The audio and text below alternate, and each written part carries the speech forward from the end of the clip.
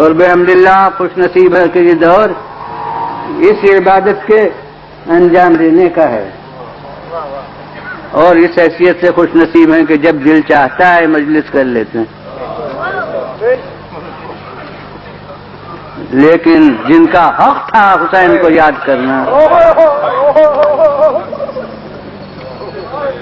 ان کا دور ایسا تھا کہ وہ باپ کی مجلس نہیں کر سکتے۔ دیکھنے میں تو سید الساجدین کا قید خانہ وہ تھوڑی مدت کا تھا، زیادہ سے زیادہ 1 سال۔ یہ اختلاف ہے کہ اسی سال رہائی ہوئی ہے یا دوسرے سال رہائی ہوئی ہے، مگر بہرحال 1 سال کے بعد صحیح تو وہ تو قید ختم ہو گئی۔ مگر میں تو سمجھتا ہوں کہ آزادی اس کے بعد بھی نصیب نہیں ہوئی۔ مجھے تو پوری زندگی قید خانے میں نظر آ رہی، مگر انہوں نے اپنی ذات کو ان مقاصد کے پورا کرنے کا ذریعہ بنا لیا جن کو کھل کر انجام نہیں دے سکتے۔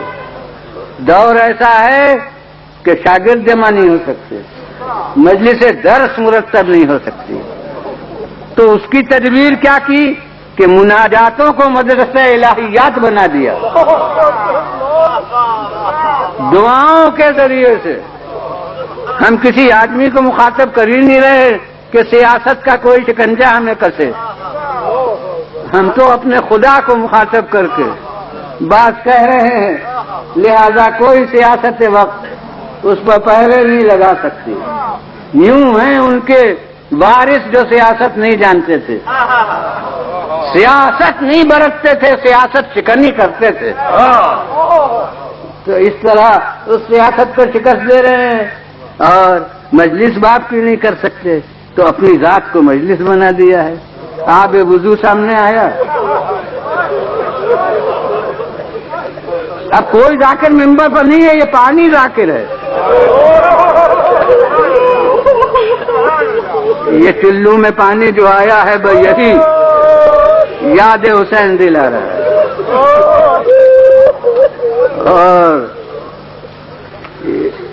پاسو بہنا شروع ہو گئے، خاموش ذاکری اور خاموش اس کا اثر، آنکھوں سے آنسو بہنے لگے، اور اتنے آنسو کہ وہ پانی گویا آب مطلق کے بجائے آب مضاف ہو گیا۔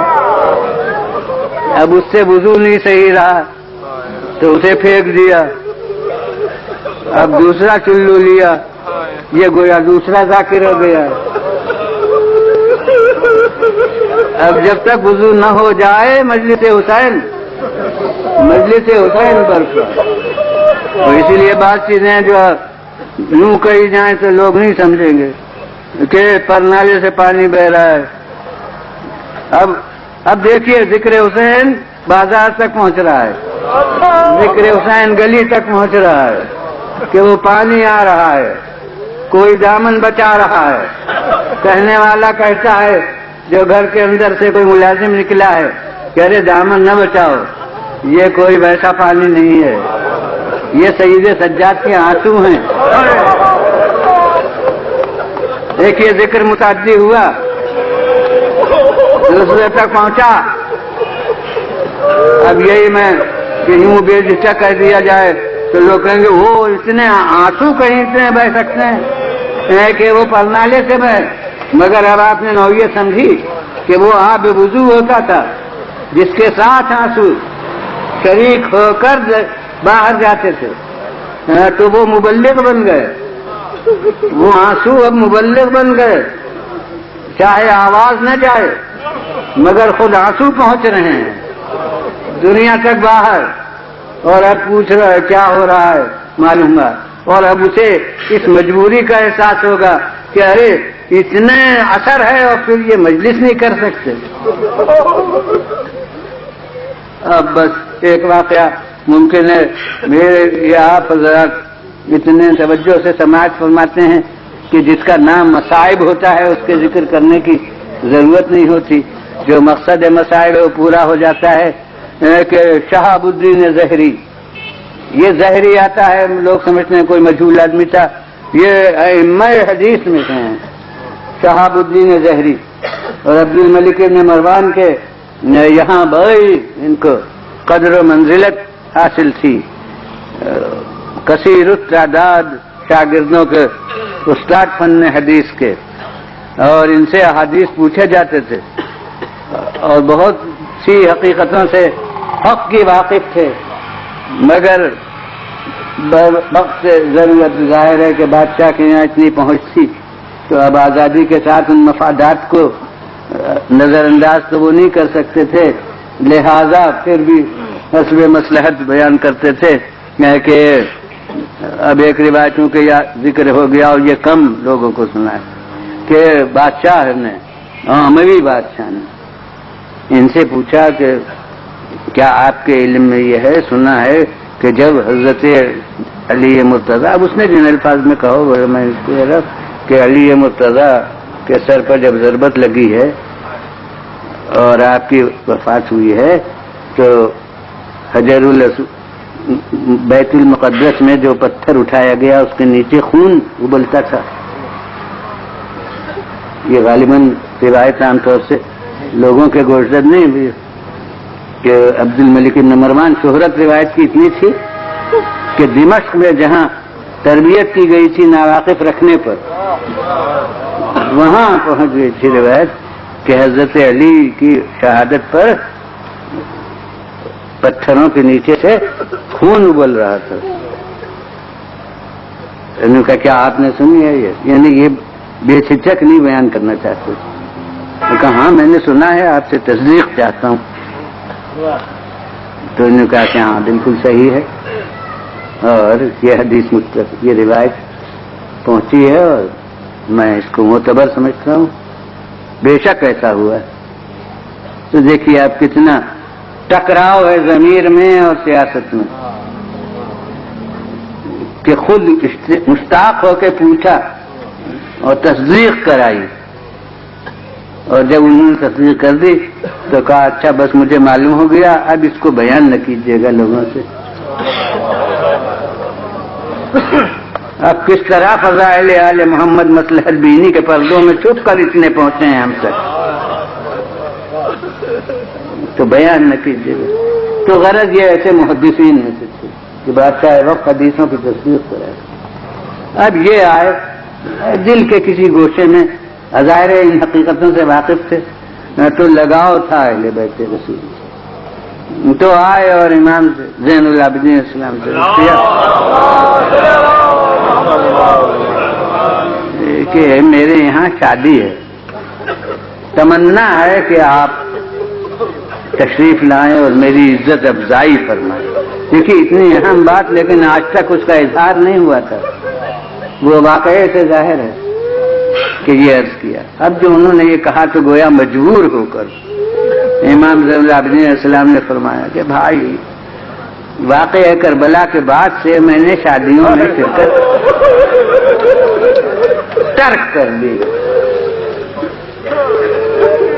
اب اس جملے میں اتنا درد ہے کہ میری زبان پر آیا تو آوازیں آپ کے گریے سے بلند ہو گئی.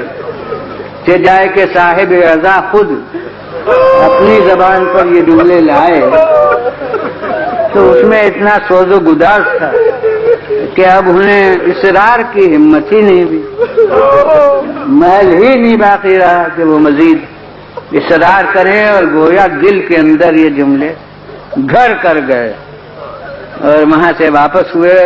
میں سمجھتا ہوں کہ افسردہ دلی کے ساتھ. بھائی یہی تو فلسفہ رضا ہے کہ مسرت متعدی نہیں ہے. محلے میں گانا بجانا ہو رہا ہو شادی میں تو جستجو نہیں پیدا ہوگی کہ کیا بات ہے، لیکن اگر کسی گھر سے رونے کی آواز آئے تو آپ کی فطرت مجبور ہوگی کہ دروازے پر رک کے پوچھیں کہ کیا بات ہوئی ہے. یعنی اثر غم وہ ہے کہ غیر متعلق کو متعلق بنا لیتا ہے. یہی فلسفہ رضا ہے، یہی کوشش انسداد رضا کا فلسفہ ہے. ورنہ آنسو ہم بانٹتے ہیں، لوگوں کو تکلیف کیوں ہوتی ہے؟ ہاتھ ہمارے سینے پر پہنچتے ہیں، دل دوسروں کا کیوں دہلتا ہے؟ تو در حقیقت فلسفہ اذا بھی یہی ہے، تو فلسفہ انسداد اذا کی کوشش بھی جو ہوتی ہے اس کا بھی راز یہی ہے کہ وہ اب دل میں گھر کر گئی وہ بات، اور افسردگی کے ساتھ یعنی اپنی خوشی شادی کی ذرا مغلوب ہو گئی. اب اعلان ہو چکا، ظاہر ہے شادی ہوئی، مگر وہ دل پر جو اثر ہو چکا تھا تو کچھ عرصے کے بعد جب وہ مصروفیتیں ختم ہوئی تو امام کی خدمت میں آئے اور عرض کیا کہ اس دن میں نے عرض کیا اور آپ نے ایسی بات فرمائی کہ پھر مجھے ہمت ہی نہیں ہو سکتی تھی کہ میں مزید عرض کروں، لیکن میری دلی تمنا ہے کہ آپ میرے یہاں تشریف لائیں. تو اب میں نے آپ کے والد بزرگوار کی مجلس اعزا قائم کی ہے اور اس میں آپ تشریف لائیے. آپ نے فرمایا ہاں اب خوش اب آئیں گے. اب ظاہر ہے جب ماحول ایسا ہو اور شخصیت ایسی اپنی ہے کہ جو بادشاہ کے یہاں پہنچ ہے، اور یہ تو کتنی احتیاط سے سامعین کو چن چن کر اطلاع دی ہوگی، جو رازدار بھی ہوں اور گھر سے خاص عقیدت بھی رکھتے ہوں. غرض وہ مجمع خاص افراد کا ہوا اور امام وقت معین پر تشریف لائے اور اب ذاکر ممبر پر انہوں نے امام کو صدر محفل میں جگہ دی. ظاہر ہے اس تمنا کے ساتھ بلایا تھا، اس کے معنی کی عظمت بھی نگاہ میں تھی، تو جو شایان شان جگہ ہو سکتی ہے وہاں حضرت کو بٹھلایا. اب مجلس شروع ہوئی، ذاکر گیا. یہ حقیقت ہے کہ ابتدا ذکر حسین کی نظم سے ہوئی ہے، تو یہ ضرور کوئی شاعر گیا اور اس میں کوئی مرثیہ حضرت امام حسین علیہ السلام کا پڑھا. اب ماشاءاللہ اہل عزا ہیں اور اہل درد ہیں اور اہل دل ہیں. میں کہتا ہوں کہ کبھی کبھی ذاکر یہ مصائب میں بیان کر دیتا ہے کہ حضرت سید عالم تشریف لاتے ہیں مجلس میں اور ہاتھ میں آپ کے رومال ہوتا ہے اور رونے والوں کے آنکھوں کو دیکھ کون آنسو بہا رہا ہے اور اپنے رومال سے آنسوؤں کو خشک کرتی ہیں، صاف کرتی ہیں. تو جب سے ذاکر یہ بیان کرے تو مجلس میں ایک اثر پیدا ہو جاتا ہے. یہ تو ایک ذاکر ہے اور وہ بیان کرتا ہے کہ جائے کہ صاحب اعزا سامنے موجود ہو. تو اب سامعین کے اثر کا عالم کیا ہوگا؟ نتیجہ یہ ہے کہ ذکر مصیبت شروع ہوا تو کسی کو اتنا ہوش نہ رہا کہ کون کہاں بیٹھا ہے. اب جب مجلس ختم ہوئی، ذاکر کا بیان ختم ہوا، انہوں نے نظر سر اٹھایا تو دیکھا کہ جہاں بٹھایا تھا وہاں امام تشریف نہیں رکھتے. پریشان ہوئے، گھبرائے اور ادھر دیکھا ادھر دیکھا تو یہ دیکھا کہ صف نیاز میں جہاں لوگ جوتے اتارتے ہیں، ماشاءاللہ حکم اللہ، مجھے امید یہ تھی کہ بس یہی مصائب ہو جائیں گے. آپ وہاں تشریف رکھتے ہیں اور اتنا ہی نہیں بلکہ لوگوں کی نالین سیدھی کر کر کے رکھ رہے ہیں. انہوں نے آ کے قدموں کو سر رکھ دیا، کہا مولا میں نے تو وہاں بٹھایا تھا، کہ آپ یہاں کیوں کر آ گئے؟ آپ نے فرمایا تم تو اسی مجمع کو دیکھ رہے ہو جو تمہارے سامنے ہے، میں دیکھ رہا ہوں کہ کون کون یہاں موجود ہے، تو میری جگہ یہی ہے جہاں میں